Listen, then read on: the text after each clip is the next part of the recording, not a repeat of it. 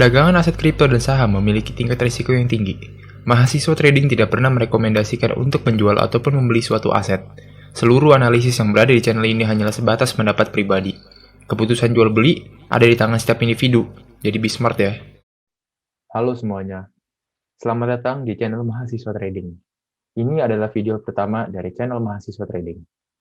Oke, gue di sini akan ngebahas seluruh market kripto secara daily, dan untuk video khusus kali ini, gue hanya ingin ngebahas Bitcoin. Mungkin video ini akan singkat aja, karena Bitcoin is the mother of all coin. Jadi kalau Bitcoin turun, semua koin juga turun. Dan kalau misalkan Bitcoin naik, semua koin juga naik. Oke, kita lihat di sini nih. Ini tanggal 20 Mei 2021 jam 10.49 sekian. Jadi kita lihat di sini untuk harga keseluruhan market kripto. Yang pertama Bitcoin masih di harga 41.623 US dollar, Ethereum 2.912 US dollar, BNB 404, sekian dolar, dan seterusnya. Dan kita lihat di sini market kelihatannya sudah mulai pulih ya. Tuh, banyak yang hijau ya. Tapi kita langsung aja ke teknikalnya deh. Karena gue di sini pengen bahas Bitcoin alias BTC USDT, jadi gue akan langsung ke teknikalnya. Oke, jadi di sini adalah teknikal untuk Bitcoin USDT. Bentar.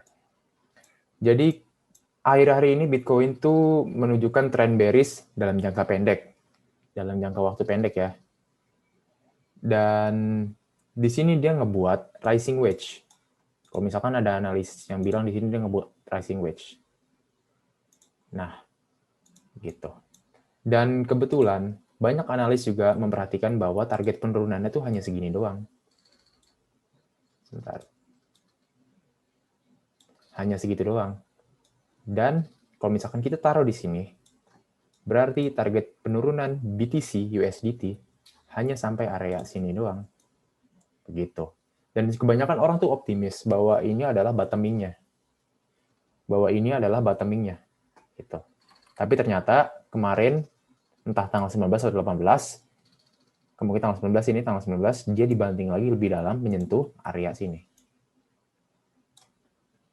Gitu. Sebelumnya, gue berpikir Bitcoin turun ini, dia ngebuat bullish flag pattern. Ini. Gue hapus dulu coba falling wedge-nya ya. Nih.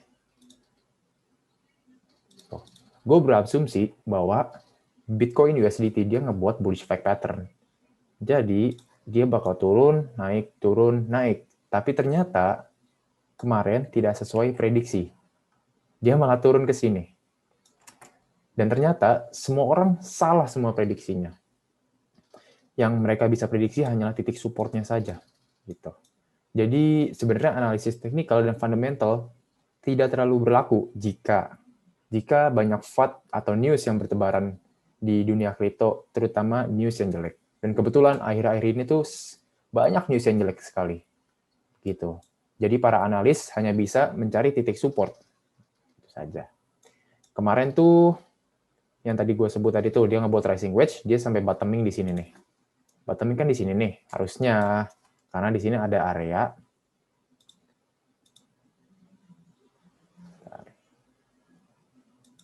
Karena di sini ada area. Di sini ada area support gitu loh. Jadi rising wedge berhenti di sini dan kebetulan di sini juga ada area support gitu. Tapi ternyata kemarin dibanting lagi, bahkan lebih dalam. Nah, sekarang gue pengen analisis nih, apakah hari ini udah aman? Apakah udah boleh entry? Kalau ditanya kayak gitu, disclaimer juga loh ya, kalau menurut gue, entry silahkan, tapi bertahap. Perhatikan money management. Jangan terlalu FOMO. Santai aja. Gitu. Karena apa?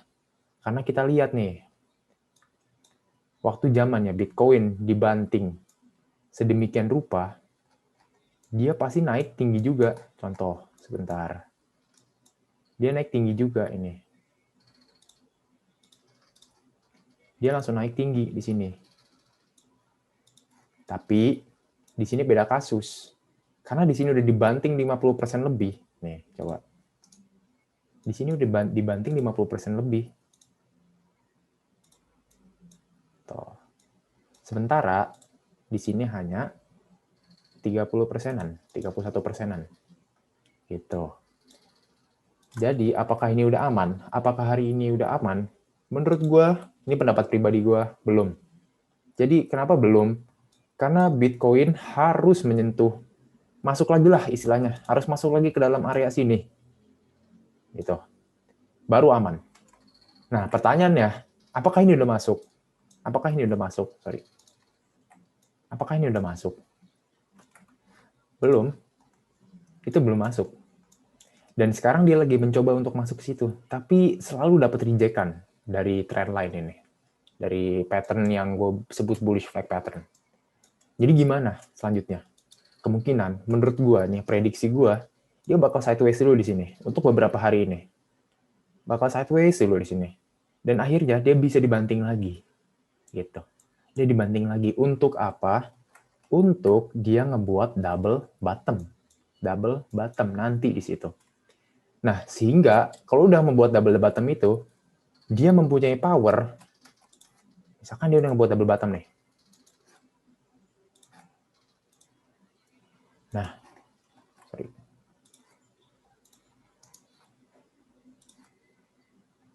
Misalkan dia udah buat double bottom. Dan akhirnya dia terpantul dari sini ke sini. Dan kita lihat, dia targetnya kemana. Nah, ya kurang lebih sekitar seginilah, area sinilah. Sebentar. Gue kasih lagi areanya ya, biar bagus. Ya kurang lebih segitulah. Begitu. Baru dia dapat power gitu loh, untuk break ke atas lagi. Jadi kesimpulan gua untuk video kali ini, Bitcoin boleh kita akumulasi, atau keseluruhan market kripto boleh kita akumulasi. Tapi secara bertahap ya, perhatikan money management juga ya, karena ada kemungkinan juga Bitcoin dibanting lagi, gitu loh. Karena menurut gue di sini belum aman. Ini masih ada area konsolidasi istilahnya, gitu loh. Selama dia belum bisa masuk ke dalam trendline ini nih yang gue coret-coret tuh. Selama dia belum masuk bisa ke area trendline itu belum aman Bitcoin. Gitu. Setidaknya dia harus break deh ke support yang ada di sini nih. Harus break ke resistance. Nih, resistance ada di sini lah. Setidaknya harus break lah. Kalau misalnya ini break dan dia sideways, di sini, kemungkinan dia bakal dijebolin lagi ke bawah. Untuk apa? Untuk membuat double bottom. Gitu.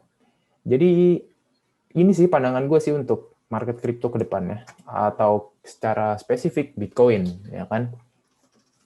Menurut gue kita masih ada kesempatan untuk buy the dip, tapi jangan FOMO, perhatikan money management. Sekian aja untuk video kali ini ya. Mohon maaf jika banyak kesalahan, dan ini hanyalah pendapat pribadi. Keputusan jual dan beli ada di tangan kalian. Jadi sampai jumpa di video-video selanjutnya.